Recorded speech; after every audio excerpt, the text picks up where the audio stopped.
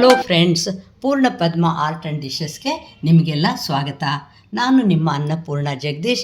ಇವತ್ತಿನ ದಿವಸ ಎಲ್ಲದಕ್ಕೂ ಉಪಯೋಗ ಆಗೋ ಅಂಥ ನಾನು ಈರುಳ್ಳಿ ಮಸಾಲ ಖಾರ ಅನ್ನೋದನ್ನು ತೋರಿಸ್ತಾ ಇದ್ದೀನಿ. ಇದು ಎಷ್ಟು ಉಪಯೋಗ ಅಂದರೆ ನೀವು ಮಾಡಿಟ್ಟಾಗಲೇ ನಿಮಗೆ ಗೊತ್ತಾಗೋದು ಇದ್ರ ಉಪಯೋಗ. ಅದಕ್ಕೆ ಈರುಳ್ಳಿ ಅಂತಲೇ ನಾನು ಹೇಳಿರೋದ್ರಿಂದ ನಾನು 2 ದೊಡ್ಡ ಈರುಳ್ಳಿನ ಉದ್ದುದ್ದಕ್ಕೆ ಹೆಚ್ಚಿಟ್ಕೊಂಡಿದ್ದೀನಿ. ಕಡಲೆಕಾಯಿ ಬೀಜ 1 ಬೌಲು ಮತ್ತು ಹುರ್ಗಡ್ಲೆ ಅಷ್ಟೇ, ಎಷ್ಟು ಕಡಲೆಕಾಯಿ ಬೀಜ ತೊಗೊಂಡಲ್ವ ಅಷ್ಟೇ ತೊಗೊಂಡಿದ್ದೀನಿ. ಮೆಣಸಿನ್ಕಾಯಿ ಕೂಡ ಅಷ್ಟೇ ತೊಗೊಂಡಿದ್ದೀನಿ. ನೀವು ಇದನ್ನು ಬೇಕಾದ್ರೆ ಮೆಣಸಿನ್ಕಾಯಿ ಸ್ವಲ್ಪ ಕಡಿಮೆ ಕೂಡ ನಿಮ್ಮ ಖಾರಕ್ಕೆ ತಕ್ಕಂಗೆ ಮಾಡ್ಕೋಬೋದು. ಒಣ ಕೊಬ್ಬರಿ ಕೂಡ ಉದ್ದುದ್ದಕ್ಕೆ ಹೀಗೆ ಹೆಚ್ಕೊಂಡಿದ್ದೀನಿ. ಅದು ಅಷ್ಟೇ, ಸ್ವಲ್ಪ ಹೆಚ್ಚಾದ್ರೂ ಏನು ಅದರಿಂದ ರುಚಿಗೆ ಇದಾಗಲ್ಲ. ಮತ್ತು 1 ಬೆಳ್ಳುಳ್ಳಿನ ನಾನು ಎಲ್ಲ ಸಿಪ್ಪೆ ಸುಲಿದು ಇಟ್ಕೊಂಡಿದ್ದೀನಿ. ನಿಮಗೆ ಬೆಳ್ಳುಳ್ಳಿ ಬೇಡ ಅನಿಸಿದರೆ ಅದನ್ನು ಸ್ಕಿಪ್ ಮಾಡ್ಕೋಬೋದು. ಕಡಲೆಬೇಳೆ 1 ಸ್ಪೂನ್ನಷ್ಟು ತೊಗೊಂಡಿದ್ದೀನಿ.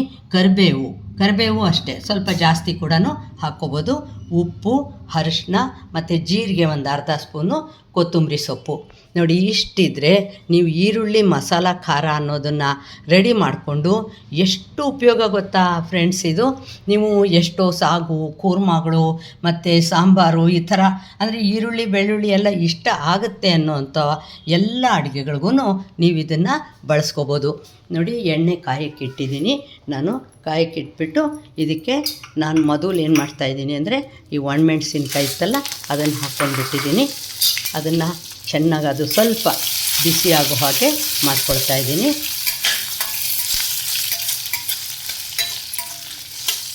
ಇದನ್ನು ಒಂದು ಸ್ವಲ್ಪ ಗರಿಗರಿ ಅಂತ ಆಗುತ್ತಲ್ಲ, ಆವಾಗ ಒಂದು ತಟ್ಟೆಗೆ ತೆಗೆದಿಟ್ಕೊಂಡ್ಬಿಡ್ತೀನಿ ಇದನ್ನು ನಾನು.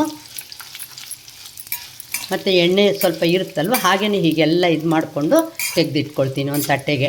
ಇದು ಎಣ್ಣೆಯಲ್ಲಿ ಕರೆದಂಗೆ ಆಗುತ್ತಲ್ವ, ಆ ಥರ ಮಾಡಿಬಿಟ್ಟು ತೆಗೆದಿಟ್ಕೊಳ್ತೀನಿ. ನೋಡಿ, ಒಣಮೆಣ್ಸಿನ್ಕಾಯಿ ಈ ಥರ ಎಣ್ಣೆಲಿ ಬಾಡಿಸ್ಕೊಂಡ್ಬಿಟ್ಟು ತೆಗೆದಿಟ್ಕೊಂಡು ನಾನು ಅದೇ ಎಣ್ಣೆ ಇತ್ತಲ್ವ, ಆ ಎಣ್ಣೆಗೆ ನಾನು ಈರುಳ್ಳಿ ಹಾಕ್ತಾಯಿದ್ದೀನಿ. ಈರುಳ್ಳಿನೂ ಅಷ್ಟೇ ಚೆನ್ನಾಗಿ ಕರೆದ ಹಾಗೆ ಆಗಬೇಕದು ನಿಮಗೆ. ಒಂದು ಸ್ವಲ್ಪ ನಿಧಾನವಾಗಿ, ಅದಕ್ಕೆ ನಾನು ಮೊದಲೇ ಹೀಗೆ ಸ್ವಲ್ಪ ಕೈಯಲ್ಲಿ ಮಾಡಿಕೊಂಡು ಬಿಡಿ ಆಗೋ ಹಾಗೆ ಮಾಡಿಟ್ಕೊಂಡಿದ್ದೀನಿ. ಇದು ಬ್ರೌನ್ ಕಲರ್ ಆಗೋ ಹಾಗೆ ನೀವು ಚೆನ್ನಾಗಿ ಎಣ್ಣೆಯಲ್ಲಿ ತಾಳಿಸ್ಕೊಂಡು ಇದನ್ನು ಕೂಡ ಆ ಮೆಣಸಿನ್ಕಾಯಿ ಇಟ್ಕೊಂಡಿದ್ರಲ್ಲ ಅದೇ ತಟ್ಟೆಗೆ ತೆಗೆದಿಟ್ಕೊಳ್ತೀನಿ.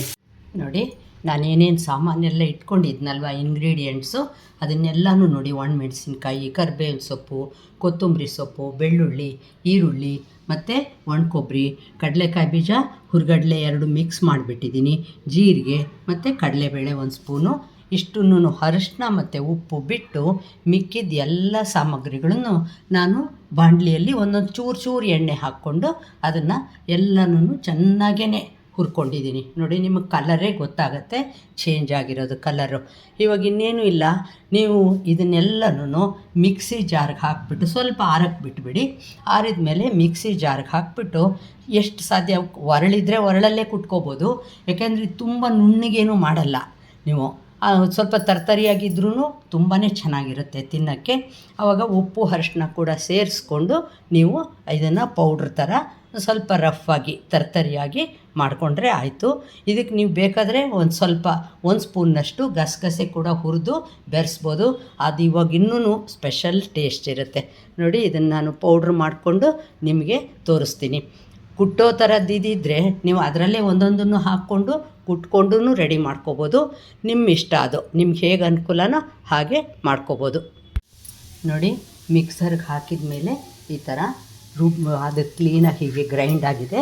ಅದಕ್ಕೆ ಇನ್ನೊಂದು 2 ಸ್ಪೂನ್ನಷ್ಟು ಎಣ್ಣೆ ಇಟ್ಕೊಂಡ್ಬಿಟ್ಟು ಈ ಮಾಡ್ಕೊಂಡಿದ್ದೀರಲ್ಲ ಈರುಳ್ಳಿ ಮಸಾಲ ಖಾರನ ಅದಕ್ಕೆ ಹಾಕ್ಬಿಟ್ಟು ಚೆನ್ನಾಗಿ ಹೀಗೆ ಬೆಚ್ಚಗೆ ಮಾಡಿಕೊಂಡು ಒಂದು ಡಬ್ಬಿಗೆ ಹಾಕಿಟ್ಕೊಂಡ್ರೆ ನೀವು ಯಾವುದೇ ಥರದ ಕೂರ್ಮಾಗಳು, ಸಾಗು ಮತ್ತು ಕರಿಗಳು, ಪಲ್ಯಗಳಿಗೆ, ಚಪಾತಿ ಜೊತೆ ಎಲ್ಲಿ ಯಾವುದಕ್ಕೆ ಬೇಕಾದರೂ ಇದು ತುಂಬ ಚೆನ್ನಾಗಿ ಹೊಂದ್ಕೊಳ್ಳುತ್ತೆ.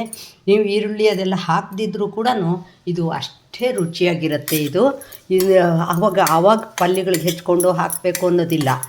ಇದಕ್ಕೇ ನೀವು ಎಲ್ಲ ಈರುಳ್ಳಿ ಮಸಾಲ ಖಾರ ಅಂತಲೇ ಹೇಳಿದ್ದೀನಲ್ವ, ಈರುಳ್ಳಿ ಸೇರೋರ್ಗಂತೂ ಈ ಖಾರ ತುಂಬ ಅಂದರೆ ತುಂಬ ಚೆನ್ನಾಗಿರುತ್ತೆ. ಮತ್ತು ತುಂಬ ಉಪಯೋಗ ಕೂಡ, ಯಾವುದಕ್ಕೆ ಬೇಕಾದರೂ ನೀವು ಇದನ್ನು ಬಳಸ್ಬೋದು. ನೋಡಿ ಹೀಗೆ ಸ್ವಲ್ಪನೇ ಹಾಕ್ಕೊಂಡು ಚೆನ್ನಾಗಿ ಬೆಚ್ಚಗೆ ಮಾಡಿಕೊಂಡು ನೀವು ಒಂದು ಡಬ್ಬಿಯಲ್ಲಿ ಹಾಕಿಟ್ಕೊಂಡ್ರೆ ಎಷ್ಟು ದಿನ ಆದರೂ ಕೆಡಲ್ಲ. ಇದು ತುಂಬಾ ಚೆನ್ನಾಗಿರುತ್ತೆ, ಘಮ್ಮಂತ ಸ್ಮೆಲ್ ಬರ್ತಾ ಇರುತ್ತೆ. ನೋಡಿ ನಿಮಗೆ ಗೊತ್ತಾಗುತ್ತೆ, ನೀವು ರೆಡಿ ಮಾಡಿ ಇಟ್ಕೊಂಡಾಗ ಅಯ್ಯೋ ಇದು ಎಷ್ಟು ಉಪಯೋಗ ಇದು ಅನ್ನೋದು ನಿಮಗೆ ಗೊತ್ತಾಗುತ್ತೆ. ನೋಡಿ ಇನ್ನೂ ತನಕ ನನ್ನ ಚಾನಲ್ಗೆ ಸಬ್ಸ್ಕ್ರೈಬ್ ಮಾಡ್ಕೊಳ್ಳದೆ ಹೋದರೆ ಸಬ್ಸ್ಕ್ರೈಬ್ ಮಾಡ್ಕೊಳ್ಳಿ, ಲೈಕ್ ಶೇರ್ ಕಾಮೆಂಟ್ ಮಾಡೋದನ್ನು ಮರಿಬೇಡಿ. ಇದೇ ವಿಡಿಯೋನ ಇನ್ಸ್ಟಾಗ್ರಾಮ್ ಮತ್ತು ಫೇಸ್ಬುಕ್ಕಲ್ಲಿ ಕೂಡ ಅಪ್ಲೋಡ್ ಮಾಡ್ತೀನಿ, ಅಲ್ಲೂ ನೋಡಿ ಲೈಕ್ ಮಾಡಿ, ಶೇರ್ ಮಾಡಿ, ಕಾಮೆಂಟ್ ಮಾಡಿ. ನಮಸ್ಕಾರ.